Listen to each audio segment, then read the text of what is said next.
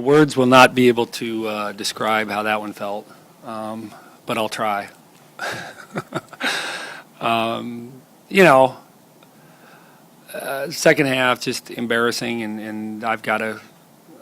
We have to have a higher standard of toughness and defensive pride than we had, and so that's not just on the players, but that's on Flan, and you know, so we'll see.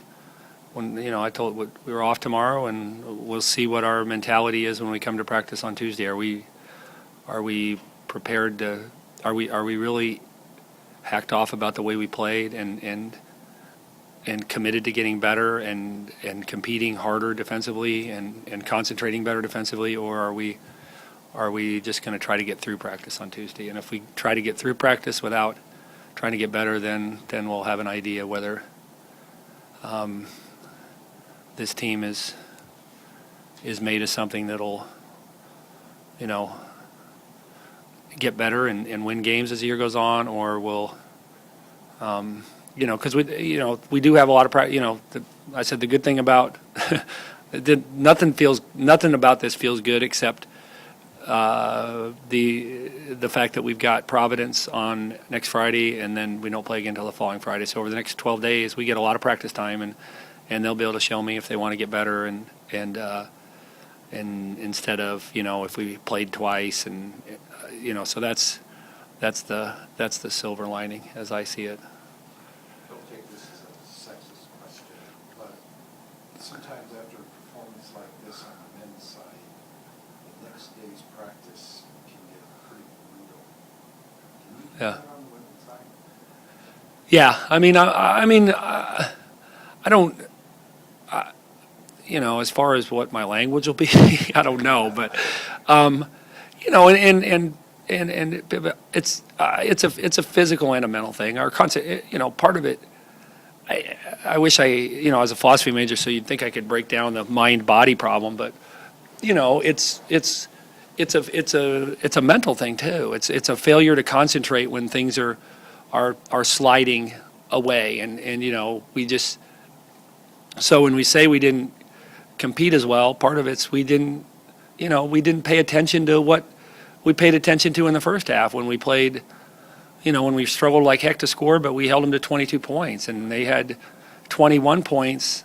I looked up at the 11:30 in the second media, and they had 21 points that half, and I just that's inexcusable. That's a failure to concentrate, and it's a failure to compete. And part of it obviously has to do with your opponent and how well they're playing and whether the ball's going in the basket. But that drastic of a swing has to do with concentration and willingness to sit down and fight on defense and willingness to block out on defense. I mean, the fact that they went 17 to 23, and then they got offensive rebounds on misses. It wasn't.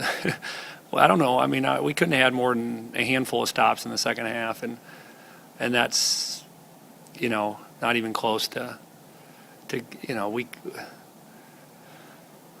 But yeah, I'll be tough on them. I mean, in a short way, I'll be tough on them, but it's not just going to be we're going to run all practice. We're going to hold them accountable to, defensive communication and defensive attention to detail, or at least we're going to try. And if we want to get better and we want to,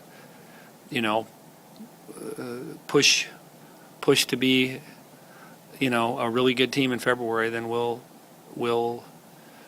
try to get better. Otherwise, we'll just try to get through it.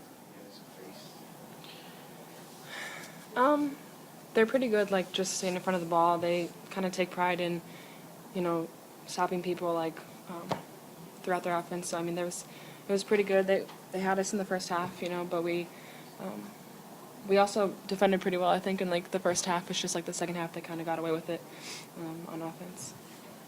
Yeah, I think they can take away the dribble pretty well. They're good on-ball defenders, so for us, we needed to adjust to that, and I don't know, I feel like we struggled with that a little bit. Leah really got them going in the second half, attacking and crashing the glass. I guess how hard was it to kind of stop her once she got going? All the credits to her. She had some really good pull-ups. Those jumpers are pretty, hard to guard. she finished really well at the rim. So it was once she got going, it was kind of harder to stop her. Yeah, I feel like she got a little confidence coming out of that second half, and just kind of decided, hey, I can just go to the basket whenever I want, and we weren't really able to stop her from doing that.